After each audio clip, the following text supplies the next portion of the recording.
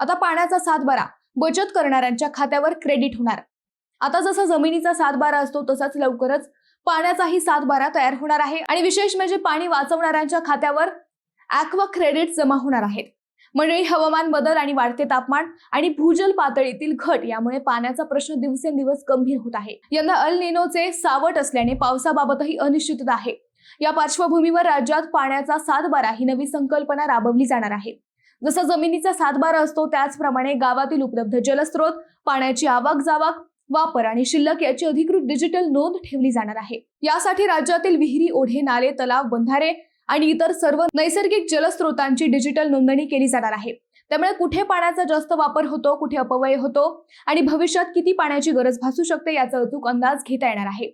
या योजनेतील सर्वात आकर्षक बाब म्हणजे ॲक्वा क्रेडिट्स। ज्या ग्रामपंचायती, संस्था किंवा व्यक्ती पाणी बचतीचे प्रभावी उपाय राबवतील त्यांना विशेष गुणांकन दिले जाणार आहे। कार्बन क्रेडिट्स प्रमाणेच ॲक्वा क्रेडिट्स असतील, ज्यामुळे पाणी बचतीला प्रोत्साहन मिळणार आहे। मंडळी, पाण्याचा सातबारा ही संकल्पना प्रत्यक्षात आली तर पाणी व्यवस्थापनात मोठा बदल घडू शकतो। तुमचं मत काय? कमेंट करा।